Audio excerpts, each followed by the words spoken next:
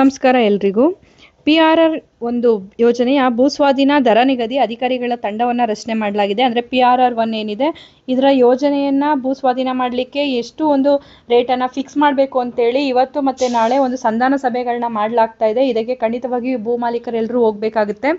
ಏನು ಈ ವಿಚಾರ ಅನ್ನೋದಾದರೆ, ಬೆಂಗಳೂರು ಅಭಿವೃದ್ಧಿ ಪ್ರಾಧಿಕಾರವು ಉದ್ದೇಶಿತ ಪೆರಿಫೆರಲ್ ವರ್ತುಲ ರಸ್ತೆ ಅಂದರೆ PRR1 ಬೆಂಗಳೂರು ಬಿಸಿನೆಸ್ ಕಾರಿಡಾರ್ ಯೋಜನೆಗೆ ಸ್ವಾಧೀನಪಡಿಸಿಕೊಳ್ಳಲು ಉದ್ದೇಶಿಸಿರುವ ಜಮೀನುಗಳಿಗೆ ದರ ನಿಗದಿ ಸಂಬಂಧ ಭೂ ಮಾಲೀಕರೊಂದಿಗೆ ಸಂಧಾನ ಸೂತ್ರದ ಸಭೆ ಆಯೋಜಿಸಿದೆ. ಯೋಜನೆಗಾಗಿ ಸ್ವಾಧೀನಪಡಿಸಿಕೊಳ್ಳುವ ಜಮೀನಿಗೆ ಭೂ ಮಾಲೀಕರೊಂದಿಗೆ ಚರ್ಚಿಸಿ ದರ ನಿಗದಿ ಮಾಡಲು 8 ಮಂದಿ ವಿಶೇಷ ಭೂ ಸ್ವಾಧೀನಾಧಿಕಾರಿಗಳ ತಂಡವನ್ನು ಪ್ರಾಧಿಕಾರ ರಚಿಸಿದೆ. ಈ ತಂಡವು ಆಗಸ್ಟ್ 11 ಮತ್ತು 12ರಂದು 66 ಗ್ರಾಮಗಳ ವ್ಯಾಪ್ತಿಯ ಭೂ ಮಾಲೀಕರ ಅಹವಾಲುಗಳನ್ನು ಆಲಿಸಲಿದೆ. ಈ ಹಿಂದೆ ಅಧಿಕಾರಿಗಳು ಯೋಜನೆಗೆ ಜಮೀನು ಬಿಟ್ಟುಕೊಡಲಿರುವ ಹಳ್ಳಿಗಳಿಗೆ ತೆರಳಿ ರೈತರನ್ನ ಮನವೊಲಿಸಿ ಸಂಧಾನ ಸಭೆ ನಡೆಸಿದ್ದರೂ ಪ್ರಯೋಜನವಾಗಿರಲಿಲ್ಲ. 2013ರ ಭೂ ಸ್ವಾಧೀನ ಕಾಯ್ದೆ ಅನ್ವಯ ಪರಿಹಾರ ನಿಗದಿ ಮಾಡಬೇಕು ಎಂದು ರೈತರು ಪಟ್ಟು ಹಿಡಿದಿದ್ದರು.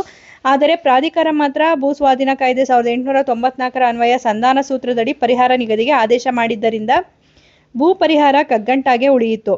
ಕೆಲವು ಅಧಿಕಾರಿಗಳು ರೈತರನ್ನ ಬೆದರಿಸಿ ಸಂಧಾನ ಸೂತ್ರದ ಪತ್ರಕ್ಕೆ ಸಹಿ ಮಾಡಿಸಿಕೊಂಡಿದ್ದಾರೆ ಎಂದು ಭೂ ಮಾಲೀಕರು ಆರೋಪಿಸಿದರು.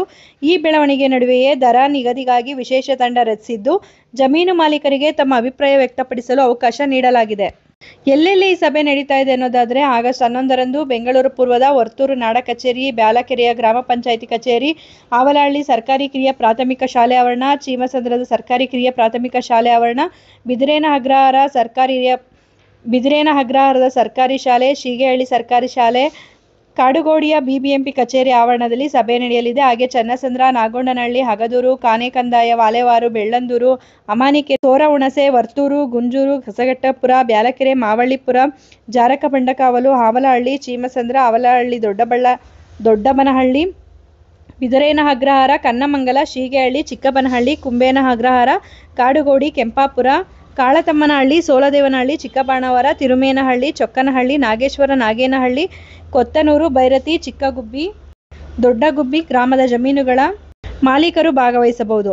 ಅದೇ ರೀತಿ ಆಗಸ್ಟ್ 12ರಂದು ಯಲಹಂಕ ಮಿನಿ ವಿಧಾನಸೌಧ, ಉಸ್ಕೂರು ಕಂದಾಯ ನಿರೀಕ್ಷಕರ ಕಚೇರಿ, ರಾಂಪುರ ಸರ್ಕಾರಿ ಹಿರಿಯ ಪ್ರಾಥಮಿಕ ಶಾಲೆ ಆವರಣ, ಬಿದರಹಳ್ಳಿಯ ಗ್ರಾಮ ಪಂಚಾಯಿತಿ, ಬೆಂಗಳೂರು ಉತ್ತರ ತಾಲೂಕಿನ ಮಾದನಾಯಕನಹಳ್ಳಿ ನಾಡ ಕಚೇರಿ, ಉತ್ತರ ತಾಲೂಕಿನ ದಾಸವನಪುರ ಹೋಬಳಿಯ ಆಲೂರು ಗ್ರಾಮ ಪಂಚಾಯಿತಿ ಕಚೇರಿ, ಕೊಡತಿ ಗ್ರಾಮ ಅಂಬೇಡ್ಕರ್ ಸಮುದಾಯ ಭವನದಲ್ಲಿ ನಡೆಯಲಿದೆ.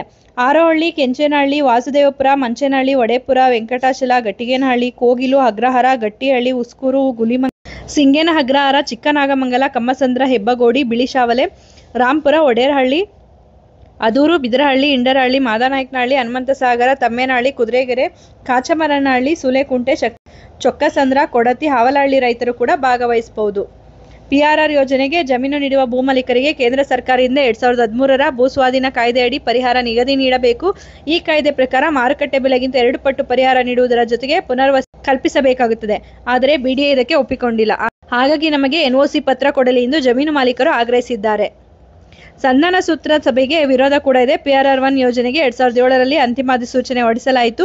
18 ವರ್ಷ ಕಳೆದರೂ ಯೋಜನೆ ಅನುಷ್ಠಾನಗೊಂಡಿಲ್ಲ. 2013ರ ಭೂ ಸ್ವಾಧೀನ ಕಾಯ್ದೆ ಅನ್ವಯ ಮಾರುಕಟ್ಟೆ ಬೆಲೆ ನೀಡಲು ಸಾಧ್ಯವಿಲ್ಲ ಎಂದು BDA ಹೇಳಿದೆ.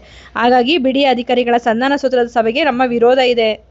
ರಾಜಕಾರಣಿಗಳ ರೆಸಾರ್ಟ್ಗೆ ರೈತರನ್ನ ಕರೆಸಿಕೊಂಡು ಬೆದರಿಸಿ ಸಂಧಾನ ಸೂತ್ರದ ಪತ್ರಕ್ಕೆ ಅಧಿಕಾರಿಗಳು ಸಹಿ ಹಾಕಿಸಿಕೊಳ್ಳುತ್ತಿದ್ದಾರೆ.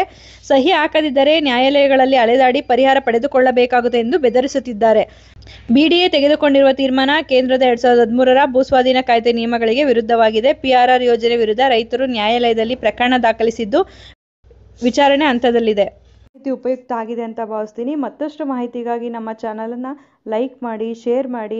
ಹೊಸದಾಗಿ ನೋಡ್ತಾ ಇರೋರು ಸಬ್ಸ್ಕ್ರೈಬ್ ಮಾಡಿಕೊಂಡು ನೋಡಿ. ಕಾನೂನಿನ ಮಾಹಿತಿಗಳನ್ನು ನೀವು ತಿಳ್ಕೊಳ್ಳೋದಲ್ಲ, ಮತ್ತೊಬ್ಬರಿಗೂ ಕೂಡ ಇದನ್ನು ಹಂಚಿ. ಧನ್ಯವಾದಗಳು.